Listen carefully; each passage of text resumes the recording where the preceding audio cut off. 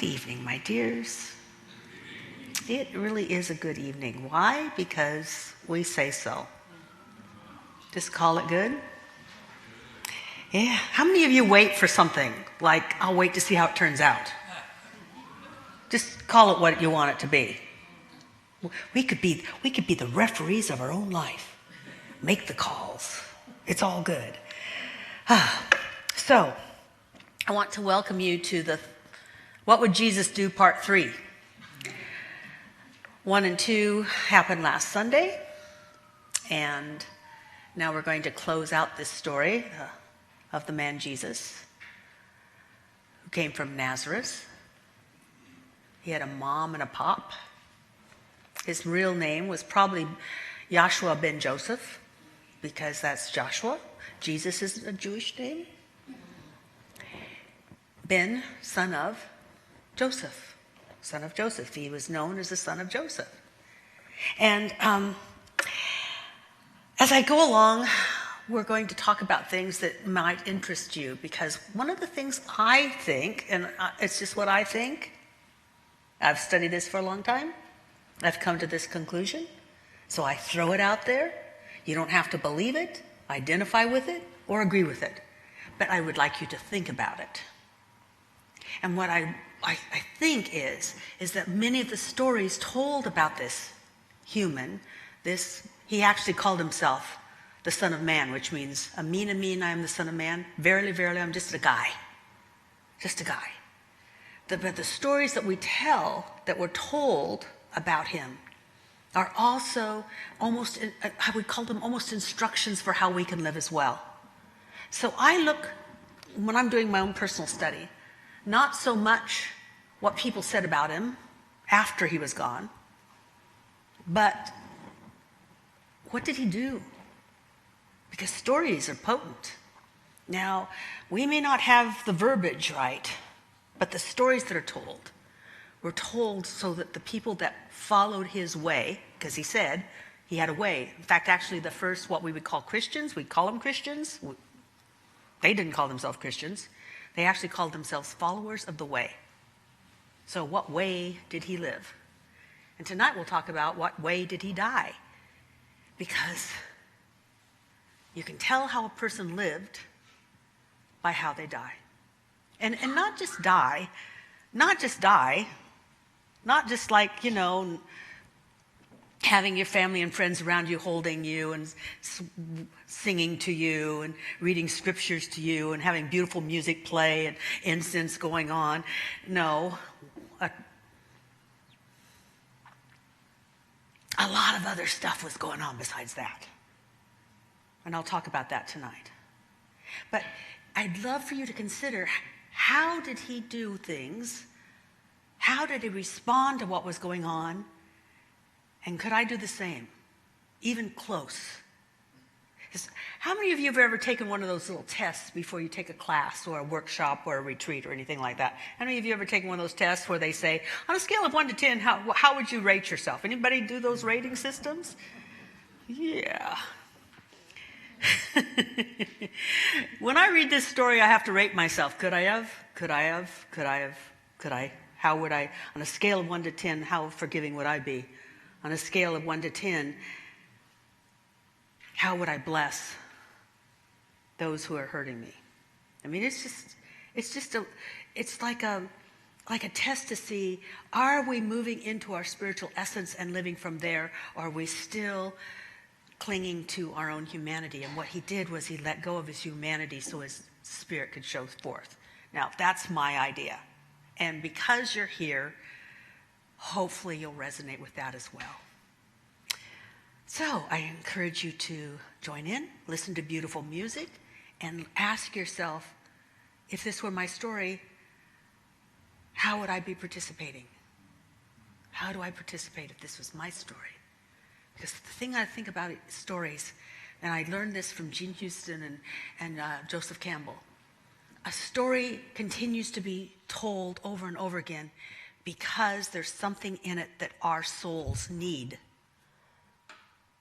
So let's have a little music, and the story will begin.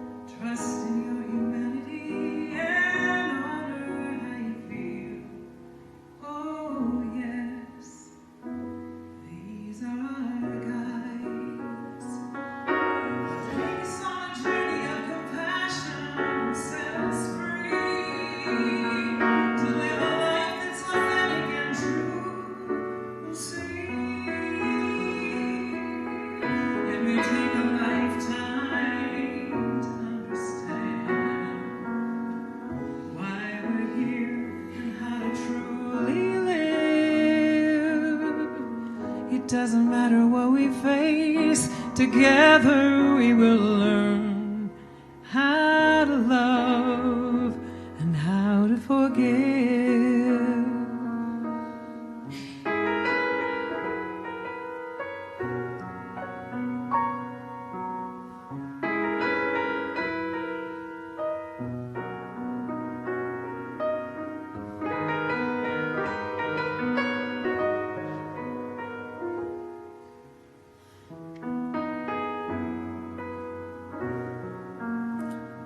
The spark is present everywhere in our birth and through our death. And the traumas we touch unite us, so use every breath to inhale that everlasting ripple, the one that ends where we have just begun. On this path we're all together while we seek and learn. We are loved, we're connected, we're one.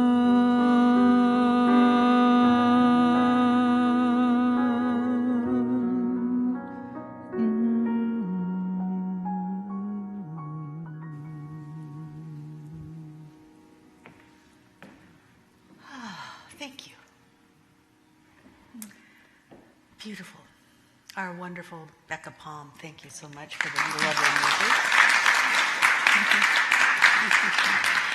Our opening prayer was by Reverend Patrick Creelman, and I'm Kathianne Lewis, and my pronouns are she, her, and you. Hey, you. How many of you ever like? Anyway, I want to set the stage. A brief history of our Easter story. And I'm trying to put it into more modern context so you can get an idea of what was going on. The Holy Lands, what we would call the Holy Lands, were under Roman occupation. And Caesar, whatever Caesar was around at that time, Caesar was a really tight-fisted dictator. And the people that worked for him, like Pontius Pilate and others, were his lieutenants, and they were expected to keep the peace. In fact, it was called the Pax Romana, meaning don't make waves. Don't make waves. And people who made waves were swiftly dealt with. Swiftly. Not even prison. We actually think that maybe they set up those crosses for Jesus. No, all over the Jerusalem area were lots and lots of crosses. And they were the Roman invention to have the slowest, most painful death possible for anyone that messed with the Pax Romana, the peace of Rome, meaning don't make waves. The closest thing I can think of what we might kind of get the idea of is Russia right now. And there's probably other countries, but I'm just because Russia's in the news. And so have you noticed that people that disagree with certain dictators or presidents that were duly elected in Russia, they just sort of disappear? No matter where they are in the world, they just disappear? That might be me. No, that's not me yet, huh? Sorry. Usually I don't call till 8. Anyway, for those of you that don't get the joke, I call people at 8 o'clock to give them something to think about. Good things. Good things to think about. Because what you think about before you go to sleep goes into your dreams, and your dreams start to shape your life. But anyway, that's another thing. So that's what was going on. People that made waves, that disturbed anything, were crucified.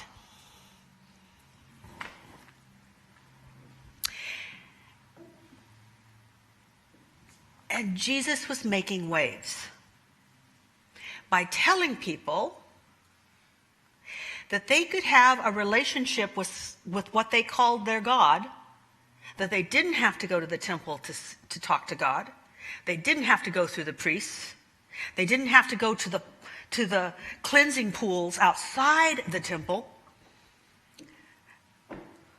And that was upsetting the status quo for a government that was mainly run by priests. And if you upset the status quo, the Romans are going to take notice. And instead of backing down, he just continued to share his way. Now that's Kathianne's interpretation, but I've also studied this a lot. Not just from Christians, but from people that are historians, like what happened, what was historically happening at the time. So this is the background for what was happening on the day before the Sabbath, which started Friday evening. So,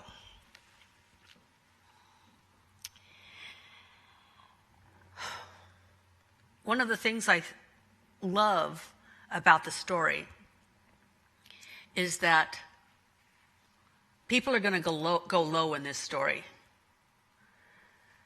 And they went low and he went high. I think the Obamas said that, not sure which one.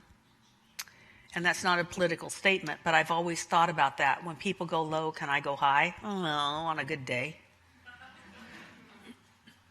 That's my aim. That would be my goal. And when I am prayed up, I do. And boy, he was prayed up. He'd already had a one-to-one with the Most High and said, you know, I could back down. I could say, avoid everything I've been talking about, but I'm not going to do that. And I know what will happen if I don't back down. So be with me. And he went high.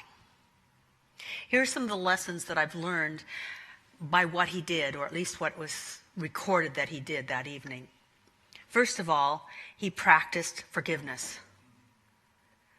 Now, it's not just forgiveness for the little ticks, the little things that upset us, like, somebody says something 3 times and you wish they'd only said it once. Or how many of you get, you're in a bad mood and everything kind of ruffles you? Well, this was a big ruffle. It was a very big ruffle. And it was based on betrayal. Boy, betrayal is such a big bugaboo. And it was betrayal on everybody's part. You know what a betrayal is? A betrayal is when people don't do what you expected them to.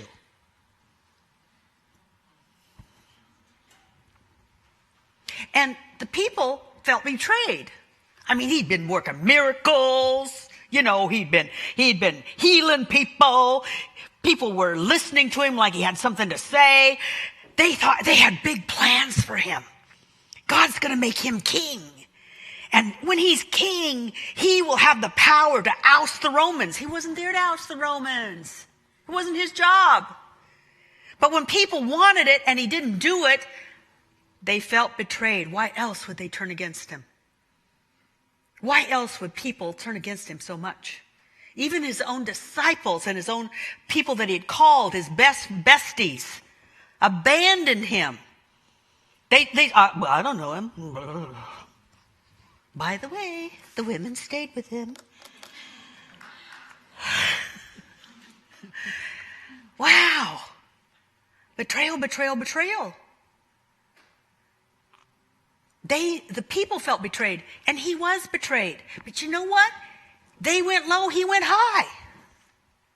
And so it's said that he uttered, forgive them, for they don't know what they're doing.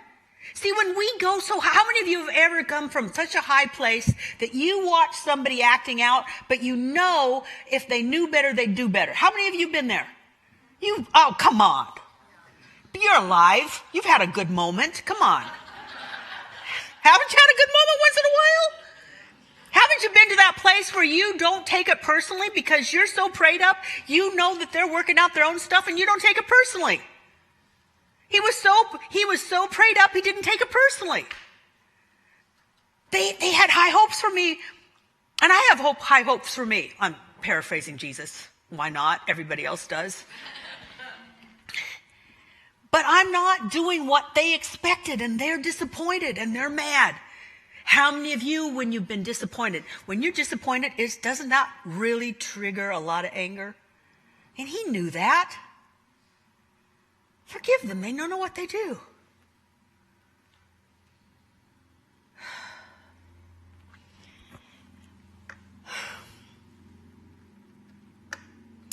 It was Maya Angelou who said, when we know better, we'll do better. I had a mother that took her a long time to understand mothering, and I was the firstborn. By the time she got to my brother, man, she was a good mama. Because when she finally started to know better and see the ramifications of what she was doing, she did better. We all do that.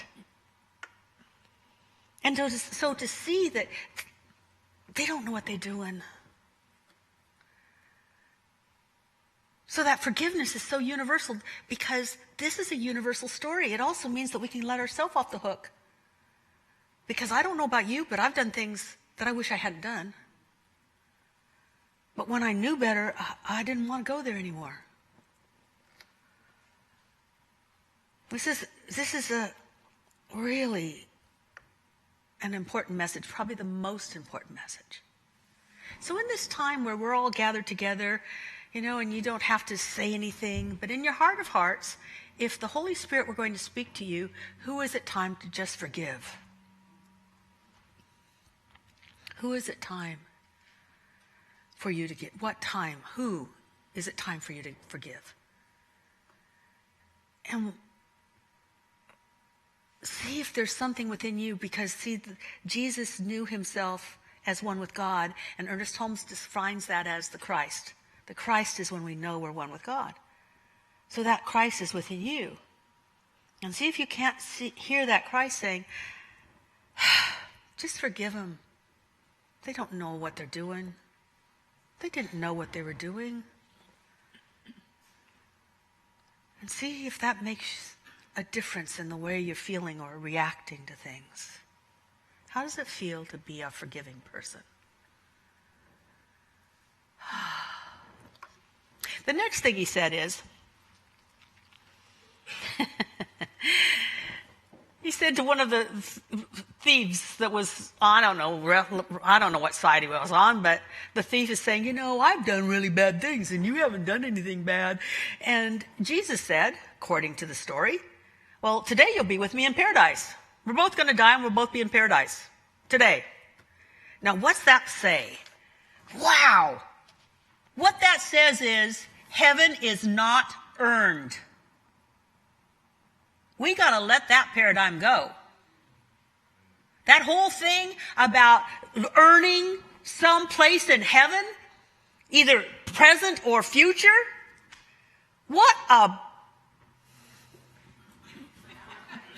I'm trying to think of the right word that's clean. Sham.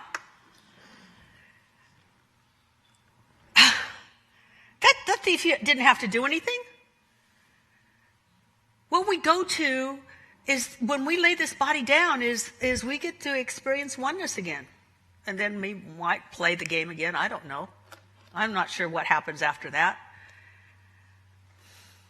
But having read a lot of books about a lot of near-death experiences, the near-death experiences are pleasant, no matter who they were. Heaven isn't earned. It just needs to be accepted for us to experience it more quickly. Not earned, accepted. Oh, I love that. Then, how many of you have heard that he said, my God, why did you forsake me? How many of you have heard that? Oh, yeah.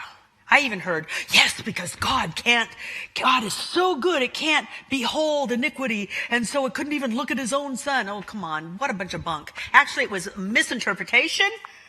that people are still allowing themselves to read. Instead, if from the Aramaic it would have been, my God, for this reason was I born, to give glory to God.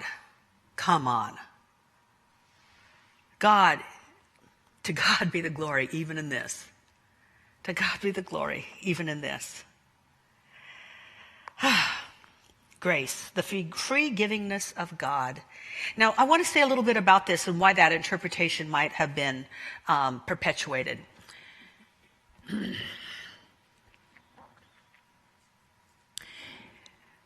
Good Friday is used to make a lot of people feel guilty that they did this to somebody 2,000 years ago. How many of you have heard that? Just heard it. In fact, actually, I asked his husband to come tonight, and he said, are we going to have Stations of the Cross? No. No.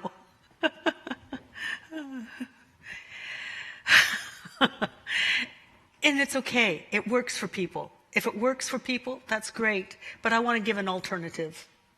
And that was that something was so lit up in him that he knew something great was happening, even through this process. This very short process, by the way. There's a book, if you want to do more study on it, Biology of Belief, and how when you have an ecstatic experience, you can't experience any pain when you're having an ecstatic experience. And that's why some saints were so in love with God that even though they were being tortured, they just sang. There's studies on it. That's not the whole. I've got more to do, though. We can't stay there. So let's have a little music.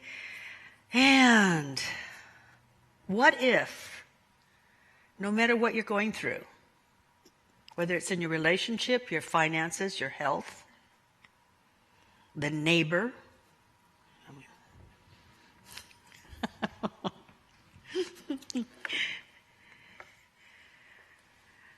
your family, no matter what you were going through, what if it is here in your life experience so that something miraculous can happen through you?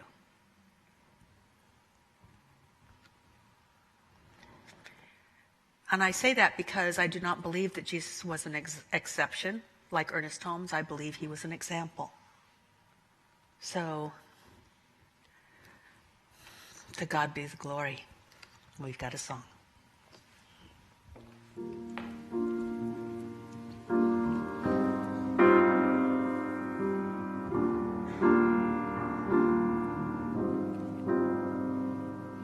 If I ask for understanding, would you give me wisdom, or would you give me peace?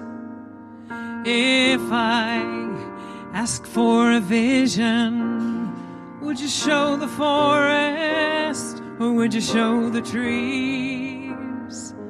You invite me to surrender and promise to supply. When I am in the desert, I must rely.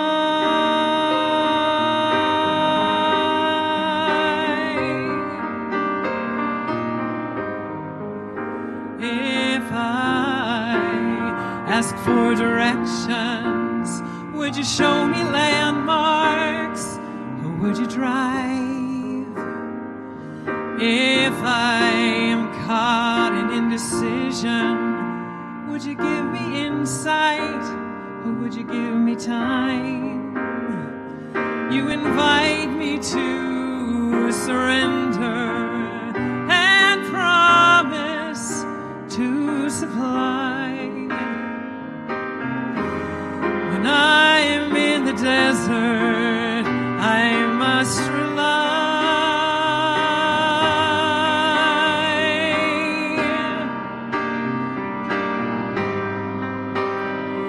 If I ask for an answer, to me loudly, or will you wait until I'm listening and then whisper through the breeze? If I ask for perspective, would you take me to a mountain, or would you show me all I need to see when I am on my knees?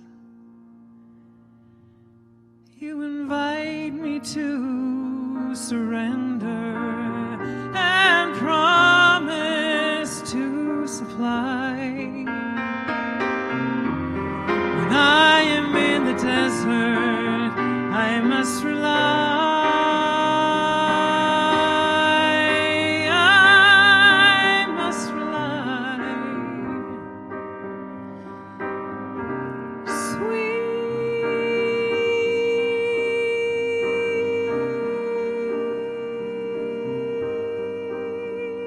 Sweet surrender, I must rely.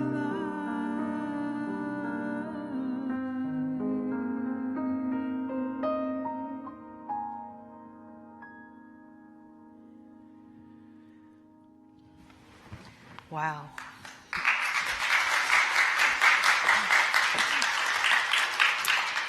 That was probably another Becca Palm original, wasn't it? Isn't that a beautiful song? Thank you, Becca. That was gorgeous, gorgeous. And it's perfect because now we move into surrender.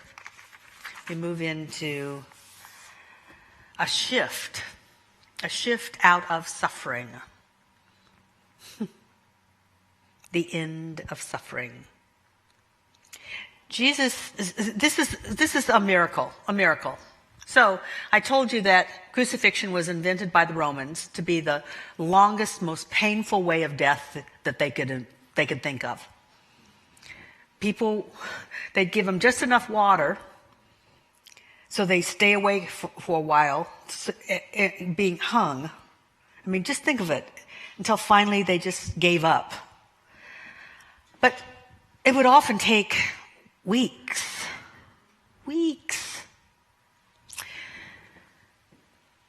Well, after about 2 hours, Jesus had had enough and said, "It's finished. It's finished. I'm done. I'm out of here.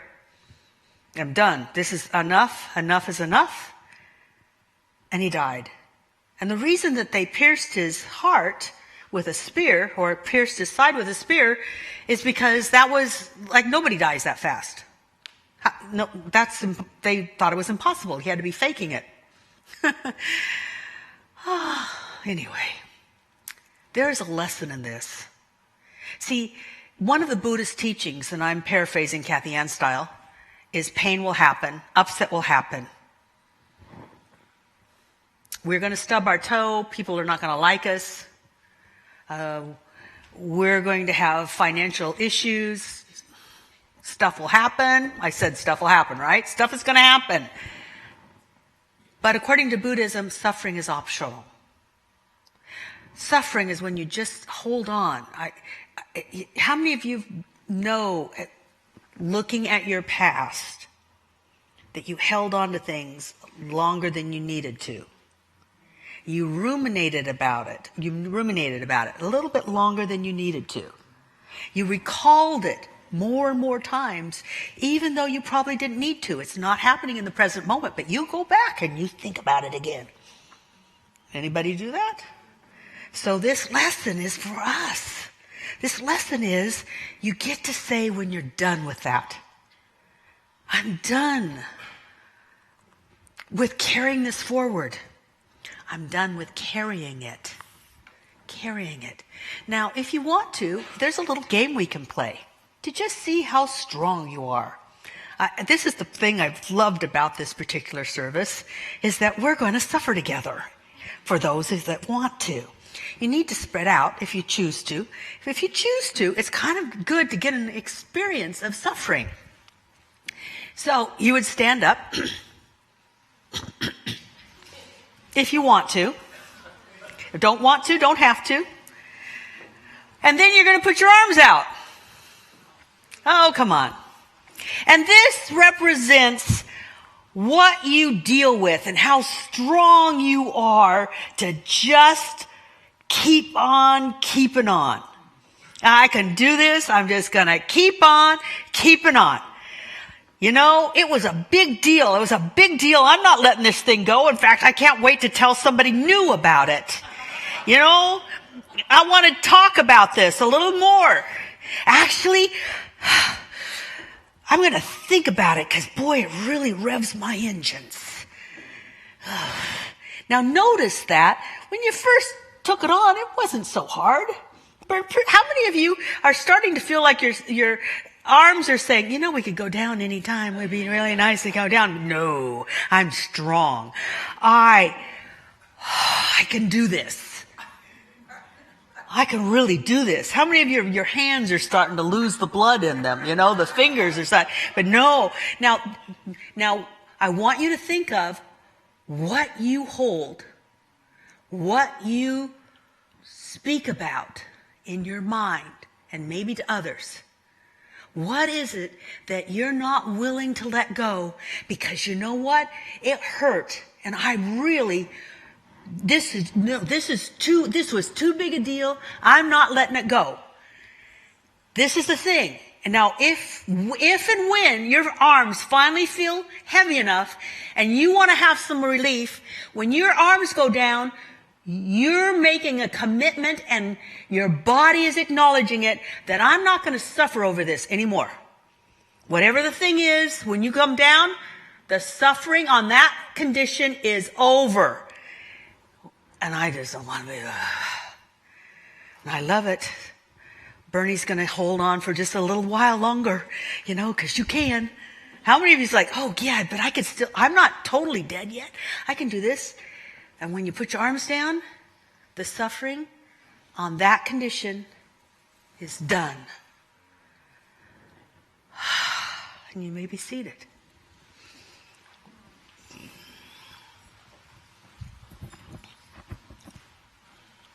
See, the problem is that we can become so familiar with suffering that it's actually kind of comfortable. I'm sorry. And we don't believe we can live another way. Well, the miracle of dying in 2 hours instead of 2 weeks was you get to say when it's over, I'm done with this suffering. It happened, I dealt with it, or it's happening, I'm dealing with it, but I'm not going to suffer. It's not going to go into my dream times. It's not going to go into my conversations. It's not going to go into my ruminations. Oh, my arms feel so much better. They're like, oh, thank you. I'm so grateful. The last lesson from this evening's story, I should say, because it had to happen before evening because they needed to get the body into a tomb before sundown. So it was really still daylight, dusky, perhaps. But the final lesson from the Good Friday story is, Father, into your hands I commit my spirit. Into your hands I commit my spirit. Having done everything I can, having stood up for what I believe in, having told people what I believed in, not backing down out of fear, having been as honest and straightforward as I could be. And this is the finish. I've done my part. God, do yours. It's a beautiful example of what we teach in our form of prayer, which is the last step, is that we let it go. We just let it go. You know, it's like pray, pray, pray, and I'll handle it. It's like, no, I've done I can't do anything more. And we surrender. We surrender our opinion, especially about how things should go. And then we are lifted up. And the story goes that in spirit or body, I'm not sure which, the man Jesus was lifted up. So if this is going to be a story that's our story, What is it time? What is it in your life that you're called to just surrender? You've prayed. You've done your work. You've put up the affirmations. You've done the forgiveness work. And now it's just time to let it go. And let God be God in your life. Let yourself know that.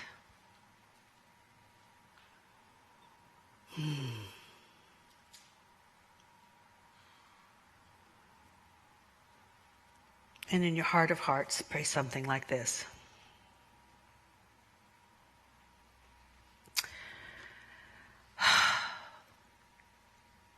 Sweet Spirit, I've tried to know better, I've tried to do better.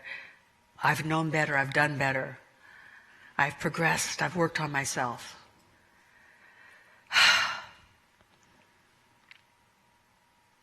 I've been of service.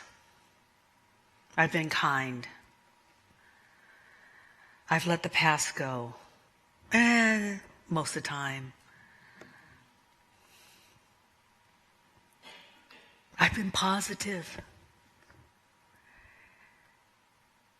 And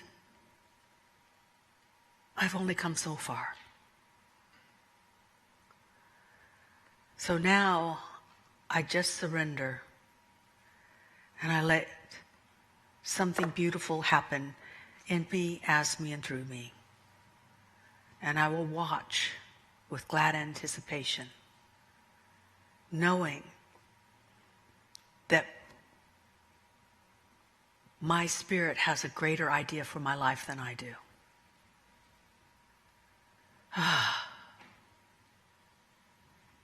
Exquisite rest awaits me.